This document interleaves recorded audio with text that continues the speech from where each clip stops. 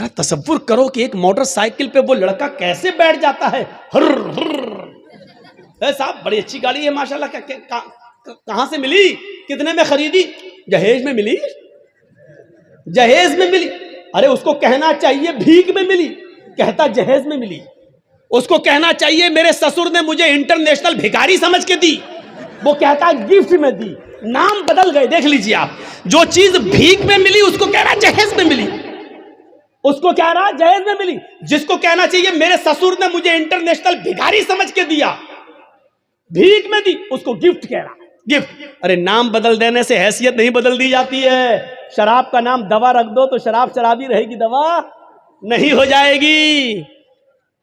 مولانا جرجیز کی شیروانی اتار کر کسی سور کو پہنا دو تو کیا وہ سور مولانا جرجیز بن جائے گا؟ لباس بدل دینے سے سور سور ہی رہے گا, گدھا گدھا ہی رہے گا, کتا کتا ہی رہے گا, بھیک بھیک ہی رہے گی. اس کا نام دہیج جہیز رکھ دینے سے معاف کرنا, بھیک کا نام نہیں بدل جائے گا. عورتوں نے ننگے پن کا نام فیشن رکھ دیا. کیا رکھ دیا؟ فیشن. اللہ کے رسول نے تو نہیں کہا وہ فیشن ہے. اللہ کے نبی نے تو کہا نساء کاسیات عاریات.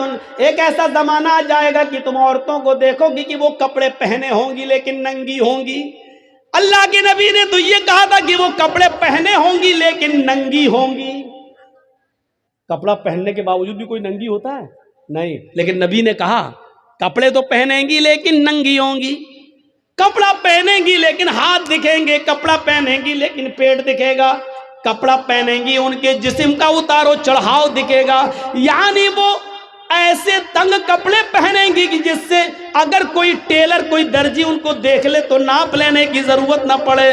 وہ اپنی آنکھوں میں پورا کا پورا بسا لے کہ اس کا سینہ اتنا, اتنی اس کی کمر اتنی, اس کی بلاؤز کا سائز اتنا. وہ صرف ایک نظر دیکھ کر اندازہ لگا لے کہ اس کی ساڑی کا ناپ کتنا, اس کے بلاؤز کا ناپ کتنا, اس کے پیٹ کا ناپ کتنا, اس کی کمر کا ناپ کتنا, اس کے سینے کا ناپ کتنا. ایسی عورتوں کو بتایا اللہ کے نبی نے کہ کپڑے تو پہنیں گی لیکن ننگی ہوں گی. نبی نے تو ان کو ننگا کہا ہے. اب ہمارے یہاں نام بدل گیا, یہ فیشن ہے, یہ فیشن ہے. لڑکیاں چپکے ہوئے کپڑے پہن کر مارکیٹ جا رہی ہیں. ان کی ران سے کپڑا چپکا ہے, ان کی پنڈلی سے کپڑا چپکا ہے. ہم کہہ رہے ہیں فیشن ہے یہ. میرے بھائیوں, تمہارے نام بدل دینے سے ان کا ننگا پن ختم نہیں ہو جائے گا. اللہ کی قسم تمہاری نظروں میں فیشن ہے لیکن محمد رسول اللہ کی نظر میں وہ لڑکی ننگی ہے, ننگی ہے, ننگی ہے, برہنہ ہے, برہنہ ہے, برہنہ ہے. نام بدل دینے سے حیثیت نہیں بدل جاتی ہے. بھیک کا نام دہیج رکھ دو, معاف کیجئے گا بھیک بھیک ہی رہے گی. دہیج ہو جانے سے یا جہیز ہو جانے سے میرے بھائیوں اس کی حیثیت نہیں بدل جائے گی. اور جہیز کس کو کہتے ہیں؟ دہیج تو ہندی لفظ ہے, اردو میں اس کو کہتے ہیں جہیز. اگر دیکھا جائے تو جہز یجہز و تجہیز اس سامان کو کہتے ہیں جو میت کے ساتھ جاتا ہے قبرستان تک. کہتے ہیں تجہیز و تکفین ہو گئی اس کی. عربی میں بولا جاتا ہے, اردو میں, کہ اس کی تجہیز, ایک فلاں آدمی مر گیا, انتقال ہو گیا ہے, اس کی تجہیز, اس کی تکفین 2 بجے ہوگی. اس کا مطلب کیا ہے؟ تجہیز سے بنا ہے جہیز. مرنے والے کے ساتھ جو سامان جاتا ہے, کفن افن وغیرہ, چارپائی وغیرہ, اس کو کہا جاتا ہے جہیز. آج وہ جہیز شادی کے بعد ہمیں ملتا ہے. ذرا اندازہ لگائیے گا کہ کتنا برا لفظ ہے جو مرنے کے بعد میت کے ساتھ جاتا ہے, وہ ہم شادی کے موقع پر لیتے ہیں جہیز کے نام پر. اتنا سننے کے باوجود بھی وہ پاگل ہی ہوگا جو کل شادی کرے اور پھر جہیز لے لے. یہ سننے کے بعد بھی. اب غور کریں آپ, شادی ہمارے یہاں کیسی ہو رہی ہے. پہلے باراتی پہنچ گئے, اب چلو چور و ڈکیت کہہ دیا کافی ہے, اب باراتی کہہ دے رہا ہوں, بار بار برا نہ لگے. پہنچ گئے, ہو گیا سب. لیکن اللہ کے رسول کے زمانے میں شادی کیسی ہوتی تھی؟ وہ سارے واقعات آپ کے سامنے ہیں, سنے ہوں گے. ایک عورت اللہ کے نبی کے پاس آئی اور کہنے لگی کہ اللہ کے رسول, میں آپ سے شادی کرنا چاہتی ہوں, انی احب لک, میں اپنے آپ کو ہبہ کر رہی ہوں. تو اللہ کے نبی صلی اللہ علیہ وسلم نے کیا فرمایا؟ اب مجھے ضرورت نہیں ہے. وہاں ایک صحابی بیٹھے ہوئے تھے, فوراً کہنے لگے اللہ کے رسول اگر آپ کو ضرورت نہیں ہے تو میرے ساتھ کروا دیجئے اس کی شادی. کوئی بری بات نہیں کہی انہوں نے, میرے ساتھ کروا دیجئے. اللہ کے نبی نے کہا تم کرو گے؟ کہا مجھے ضرورت ہے بیوی کی. اس عورت سے پوچھا کہ تم اس کے ساتھ کرو گی؟ اس نے کہا آپ کے لیے آئی تھی, اگر آپ نہیں کر سکتے تو اس کے ساتھ کر دیجئے, مجھے تو گھر بسانا ہے. تو اللہ کے رسول نے اس آدمی سے, اس صحابی سے پوچھا کیا دو گے اس کو مہر میں؟ یہ نہیں پوچھا لڑکی سے تیرا باپ ہے, تیرا بھائی ہے, کیا دے گا اس صحابی کو, یہ نہیں پوچھا, بلکہ کیا پوچھا اس صحابی سے کیا دو گے اس کو مہر میں؟ کہتا مہر میں کیا دو گے؟ کچھ نہیں ہے میرے پاس. بخاری کی حدیث کے الفاظ ہے ما عندی شیء, میرے پاس کچھ نہیں ہے, کچھ نہیں ہے اور شادی کا سپنا. آئے ہائے ہائے, اسلام دیکھیے, اسلام کچھ نہیں ہے اور شادی کا سپنا, کچھ نہیں ہے اور شادی کرنا چاہتا ہے. اللہ کے نبی نے فرمایا نہ ایسا مت کہو, کچھ نہیں ہے, گھر جاؤ شاید کچھ سامان مل جائے, لے کر آؤ, وہی اس کو مہر دے دیں گے. ہاں ٹھیک ہے میں جا رہا ہوں. گھر گیا, اپنی ماں سے, باپ سے, بھائی سے, بہن سے, سب سے پوچھ ڈالا کچھ ہے؟ پتہ چلا کچھ نہیں ہے. آیا کہ اللہ کے رسول گھر میں کوئی چیز نہیں ملی. آپ نے کہا دیکھو تم شادی کرنے جا رہے ہو, بیوی کو کچھ تو مہر دینا پڑے گا نا. پتہ چلا مہر نقد ہونا چاہیے, کچھ تو ملے گا. کہنے لگے کچھ نہیں ملا. اللہ کے نبی نے کہا دوبارہ جاؤ. کہا جب کچھ ہے ہی نہیں تو پھر دوبارہ جا کے کیا 50 بار بھی جاؤں گا تو کچھ نہیں ملے گا. کہا دوبارہ جاؤ, التمس خاتما من الحدید, لوہے کی انگوٹھی مل جائے تو وہی لے آؤ, سونے کی نہیں, چاندی کی نہیں, لوہے کی انگوٹھی جو آج 5-5, 6-6, 10-10 روپے میں ہمیں سڑکوں پر مل جائے گی. اگر لوہے کی انگوٹھی ہی مل جائے تو وہی لے آؤ, وہی دے دو اپنی بیوی کو, ہونے والی بیوی کو. وہ کہتا لوہے کی انگوٹھی, چلو جاتا ہوں پوچھتا ہوں, معمولی چیزیں ہوگی گھر میں رکھی ہوگی. وہ دوبارہ گھر گیا. وہ صحابی تھوڑی دیر کے بعد گھر سے واپس آتے اور کہتے ما وجدت خاتما من الحدید, اے اللہ کے رسول گھر میں بہت کچھ ڈھونڈا, بہت تلاش کیا, لیکن مجھے لوہے کی انگوٹھی بھی نہیں ملی. مایوس ہو گئے. اللہ کے رسول بھی بیٹھے کہ اس کے پاس لوہے کی انگوٹھی بھی نہیں ہے, اب یہ کیسے کیا ہوگا. اب وہ جانے لگا. اللہ کے نبی نے کہا کہاں جا رہے ہو؟ کیا کروں گا بیٹھ کے, جب نکاح ہی نہیں ہو سکتا ہے, لوہے کی انگوٹھی بھی نہیں ہے, کچھ نہیں ہے گھر میں, جا رہا ہوں کھیتی باڑی کروں گا, کچھ محنت کروں گا, مزدوری کروں گا. ماں بوڑھی ہے, اس کی ذمہ داری ہے میرے اوپر, باپ بوڑھے ہیں, ان کو کھلاتا ہوں پلاتا ہوں, جا رہا ہوں کام دھندا کروں گا کچھ. اللہ کے نبی نے کہا ادھر آؤ. بیٹھایا اپنے پاس, پوچھا تمہارے پاس کچھ نہیں ہے؟ کہا کہہ تو دیا نہیں ہے. لوہے کی انگوٹھی بھی نہیں ہے؟ کہا نہیں. کہا اچھا سوچو, ایک بار اور سوچو, کچھ ہے؟ دماغ داں. ہاں ہے. کہا کیا ہے؟ عندی ازار, ایک لنگی ہے, تہبند ہے, ایک تہبند ہے, لاؤ لاؤ لاؤ لاؤ, اس کو دے دو, چلو وہی دے دو. کیا کہتا ہے معلوم ہے؟ وہی دے دو. جب وہ دے دوں گا تو میں کیا پہنوں گا؟ جب سوتا ہوں تو وہی تو پہنتا ہوں گھر پہ, جب اس کو دے دوں گا تو میرے پاس کیا رہے گا؟ تو اللہ کے نبی نے کہا پھر کیوں کہہ رہے ہو کہ کچھ ہے؟ کہا آپ نے پوچھا تو میں نے کہہ دیا وہی ہے, اس کو میں پہن کے سوتا ہوں, تو پھر اس کو وہ بھی نہیں دے سکتے ہو؟ تو اس نے کہا پورا نہیں دے سکتا ہوں, 2 ٹکڑے کر دیتا ہوں, آدھا دے دوں گا اس کو. اب اللہ کے رسول کی مسکراہٹ نکل گئی, ہنسی آ گئی. آدھا دو گے بیچاری, آدھا کا کیا کرے گی وہ؟ آدھا کس کام کا؟ اور جب پھاڑ دو گے تو آدھا تم کیا کرو گے, تمہارے کس کام کا؟ کسی کام کا ہو یا نہ ہو, کم سے کم کھیت میں بچھا تو لیں گے, بیٹھ تو جائیں گے. باندھنے کے لائق نہیں رہے گا تو کیا ہوا, کم سے کم زمین پر بچھا کے بیٹھ تو سکتے ہیں. پورا نہیں دے سکتا ہوں میں, دوں گا تو آدھا. اللہ کے نبی نے کہا آدھا نہ اس کے کوئی کام کا, نہ آدھا تیرے کوئی کام کا. نہیں یہ تو نہیں لوں گا. اچھا یہ بتاؤ قرآن کتنا یاد ہے؟ اوہ نوجوانوں سنو, ویڈیو بنانے والوں سنو, اپنے اپنے کیمروں میں قید کرنے والوں سنو, سننا اور پوری تقریر مت سننا, بس وہی سنتے رہنا کہ سب سے بڑا سخت عذاب اس کو ہوگا جو دنیا میں تصویر ہے. پوری تقریر مت سننا, بس یہی سنتے رہنا. یہ جملے تمہیں تھپڑ مارتے رہیں گے جب تک دوسرے سال ہمیں بلا نہیں لو, تب تک وہی حدیث تمہیں تھپڑ مارتی رہے گی کہ ہم کیا کیا کرتے ہو, کتنے بڑے بڑے گناہ کرتے ہیں. سنو, کہا قرآن تمہیں کتنا یاد ہے. سونا نہیں, چاندی نہیں, کپڑا نہیں, دولت نہیں, یہاں تک کہ بیوی کو دینے کے لیے لوہے کی انگوٹھی بھی نہیں، اتنا غریب گھر کا صحابی. لیکن جب اس سے پوچھا کہ تمہیں قرآن کتنا یاد ہے، سر اٹھاتا ہے، کہتا ہے اللہ کے رسول مجھے سورہ ملک یاد ہے، مجھے سورہ حشر یاد ہے، مجھے سورہ جمعہ یاد ہے، مجھے سورہ منافقون یاد ہے، مجھے سورہ نبا یاد ہے، مجھے سورہ قیامہ یاد ہے. اللہ کے نبی نے فرمایا کیا تمہیں اتنی صورتیں یاد ہیں؟ کہا ہاں. آپ نے کہا کیا تم مجھے منہ زبانی بغیر دیکھے سنا سکتے ہو؟ اس نے کہا ہاں. آپ نے کہا اتنی صورتیں تمہیں یاد ہیں؟ اس نے کہا ہاں.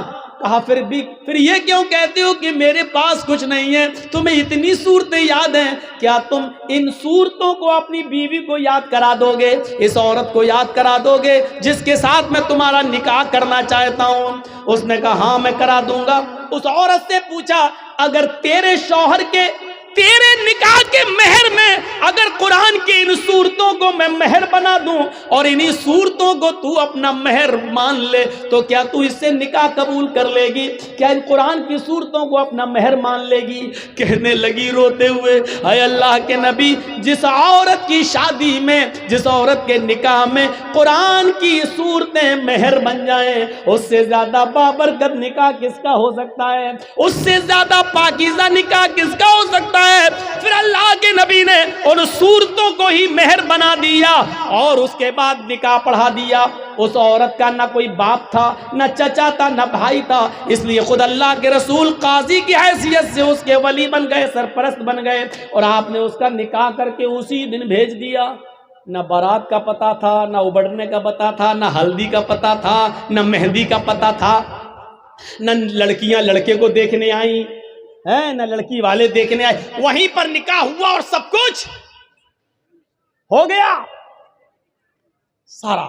اور سنو، یہ نکاح جتنی سادگی کے ساتھ ہوا، 1400 سال کے بعد آج بھی اس نکاح کا چرچا ہوتا ہے، اس نکاح کا تذکرہ ہوتا ہے، اس نکاح کا ذکر ہوتا ہے. 1400 سال کے بعد بھی اس نکاح کا ذکر ہو رہا ہے. تو میرے بھائیوں، میں کہنا یہ چاہ رہا تھا کہ اسلام مکمل ایک مذہب ہے، مکمل کمپلیٹ ایک دین ہے، کمپلیٹ.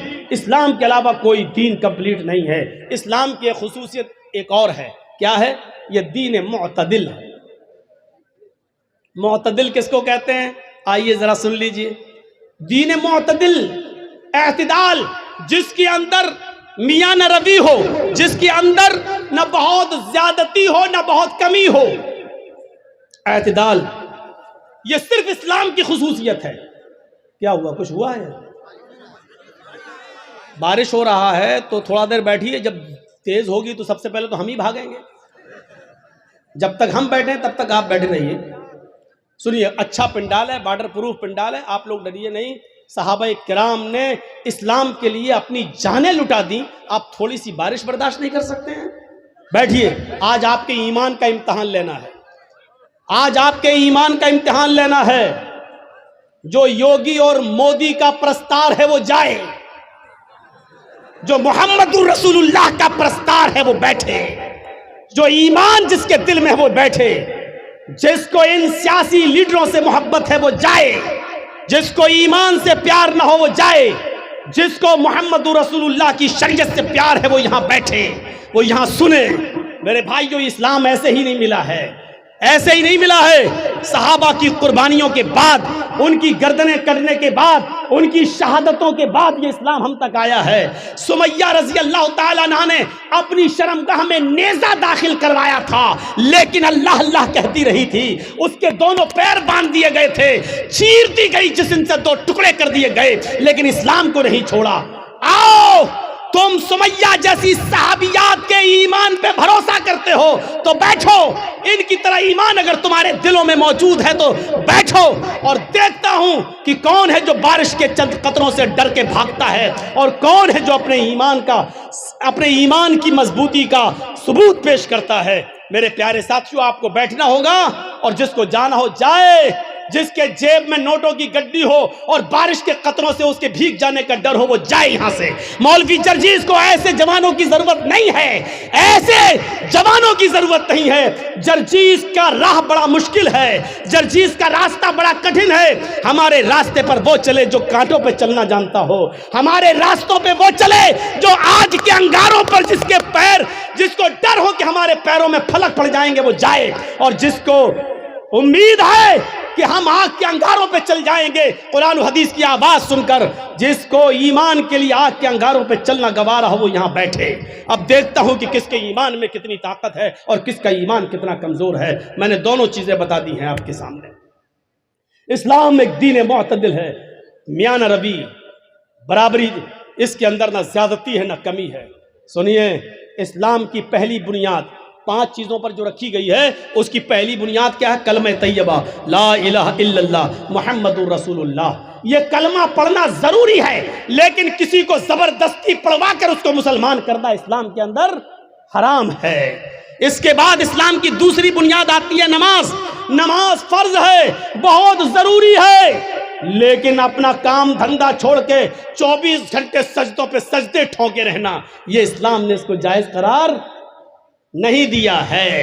جمعے کی نماز فرض ہے ہر مسلمان مرد پر، عاقل اور بالغ پر، لیکن جمعے کی نماز کے لیے صبح آ جاؤ اور شام تک مسجد میں رہ کر سجدوں پہ سجدے کرتے رہو، یہ نہیں سکھایا، بلکہ کہا فَإِذَا قُضِيَتِ الصَّلَاةُ فَانتَشِرُوا فِي الْأَرْضِ۔ جب نماز جمعہ ہو جائے تو آپ مسجد خالی کر دو اور رکشہ چلاؤ، لکڑیاں اکٹھی کرو، جنگلوں سے لا لا کر بازار میں بیچو، محنت کرو، مزدوری کرو، کھیتی کرو، باڑی کرو، اور اپنی بیوی اور بچوں کا پیٹ پالو، ان کے لیے محنت اور مزدوری کرو۔ اسلام نے یہ شکشا دی ہے۔ نماز فرض ہے، لیکن 24 گھنٹے سجدہ کرنا اسلام کے اندر جائز نہیں ہے۔ زکوٰۃ غریبوں کی بہت بڑی ہمدردی ہے، آپ کے پاس ایک لمٹ ہے۔ ہندو دھرم میں بھی زکوٰۃ ہے، لیکن لمٹ نہیں ہے۔ یہ اسلام لمٹ متعین کرتا ہے، کتنا سونا ہونا چاہیے تب کتنی زکوٰۃ ہوگی، چاندی کتنی ہونی چاہیے تب اس پر زکوٰۃ ہوگی۔ سونا اور چاندی نہیں ہے، لیکن پیسہ ہے، کتنا پیسہ ہوگی اس پہ زکوٰۃ ہوگی۔ آپ کے پاس مچھلیوں کی تالاب ہے تو کتنی مچھلیاں ہونی چاہیے جس پر آپ کے پاس زکوٰۃ ہوگی۔ آپ کے پاس بکریاں کتنی ہیں کہ جس پر کیا آپ کے اوپر زکوٰۃ فرض ہے۔ آپ کھیتی باڑی کرتے، کتنا دھان ہونا چاہیے کہ آپ کے اوپر زکوٰۃ ہے، کتنا گیہوں ہونا چاہیے کہ اس پر آپ زکوٰۃ دیں گے۔ بارش کے پانی سے کھیتی پیدا ہوئی ہے تو اس پر کتنی زکوٰۃ ہے۔ بارش نہیں ہوئی ہے، آپ نے پیسہ دے دے کر پانی خرید کر کھیتوں میں دیا ہے تو اس کے پانی سے جو پیداوار ہوئی اس پر کتنی زکوٰۃ ہے۔ اسلام نے ایک ایک چیز کو کمپلیٹ کر دیا اور بتا دیا ہے۔ موقع نہیں ہے کہ ان ساری چیزوں کو آپ کے سامنے رکھا جائے، آپ کے سامنے رکھا جائے۔ آپ اپنے جس مکان میں رہتے ہیں اس پہ زکوٰۃ ہے یا نہیں؟ ایک مکان کے علاوہ 2-3 پلاٹ آپ نے اور خرید رکھے ہیں، اس پر زکوٰۃ ہے یا نہیں؟ اگر وہ مکان پلاٹ آپ کے ہیں تو اس پر زکوٰۃ ہے یا نہیں؟ اگر اس کو بیچنے کے لیے رکھے ہیں، آپ اس کو بیچیں گے، بزنس کر رہے ہیں، اس کو بیچ کر پھر دوسرا خریدیں گے، تو بیچنے کی نیت سے جو آپ نے زمین اور پلاٹ خریدے ہیں تو اس پر زکوٰۃ ہے یا نہیں؟ ہے تو کتنی ہے؟ آپ کپڑے کا کاروبار کرتے ہیں، اس پہ زکوٰۃ ہے یا نہیں؟ جس دکان میں بیٹھتے ہیں اس پہ زکوٰۃ ہے یا نہیں؟ دکان پہ جو مال رکھا ہے اس پہ زکوٰۃ ہے یا نہیں؟ یہ تمام چیزیں اسلام نے بتا دی ہیں۔ اس لیے کہتے ہیں کہ اسلام ایک مکمل مذہب ہے جو کسی دوسرے دھرم کے اندر آپ کو نہیں ملے گا۔ اتنا لکھا غریبوں کو دو، کتنا دو؟ کچھ نہیں۔ کروڑوں والا 1 روپیہ دے کے بھی نکل جا، ہو گیا۔ لیکن اسلام میں اگر 1 لاکھ روپیہ تمہارے پاس ہے تو 2500 دینا پڑے گا۔ 2500 اگر 2400 دو گے اور 100 روک لیا تب بھی آپ گناہگار ہیں، یاد رکھیے گا۔ 1 لاکھ ہے، 2500 آپ پر زکوٰۃ بن رہی ہے۔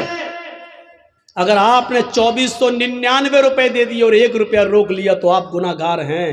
اسلامی حکومت ہوگی تو آپ سے جنگ کی جائے گی، آپ سے قتال کیا جائے گا، آپ سے لڑا جائے گا۔ اگر آپ 1 روپیہ دینے سے منع کریں گے تو آپ کے خلاف جہاد کیا جائے گا۔ میرے بھائیوں سوچو، یہ اسلامی رولز ہیں۔ یہ بڑے بیٹھے بڑے بڑے چودھری اور سرمایہ دار، بڑی بڑی بلڈنگوں کے مالک، آج جن کے پاس کروڑوں کی ملکیتیں ہیں، حساب لو تم زکوٰۃ دیتے ہو یا نہیں دیتے ہو اپنے مال کی پوری پوری۔ اسلامی حکومت ہوتی تو زبردستی لے لیا جاتا، نہیں ہے۔ وہ کہے گا بے آج تو مولویوں کو سب سے زیادہ سننا پڑتی ہے، آ گئے صبح صبح میرے پاس، لے رہے ہیں، بیٹھو 10 بجے اٹھیں گے، صاحب سو رہے ہیں، اللہ کا شکر ادا کرو کہ ان مولویوں نے تمہارے لیے بہت آسانی پیدا کر دی، ورنہ ذمہ داری تمہاری تھی مدرسوں میں پیسہ پہنچانے کی۔ یہ تمہارے گھر آ کر تمہیں عذاب الہی سے بچا رہے ہیں، تمہارے گھر آ کر، اور تم ان مولویوں کے بارے میں کہتے ہو کہ جاؤ صبح آنا، جاؤ 10 بجے آنا، ابھی ہم سو رہے ہیں۔ یہ زمین کہیں پھٹ نہ جائے، اور اے امیر آدمی، اے چودھری، کہیں تو اس زمین کے اندر دھس نہ جائے۔ مولویوں کی 2 سال کرونا رہا، کبھی آپ نے سوچا علماء کا کیا ہوا بیچاروں کا؟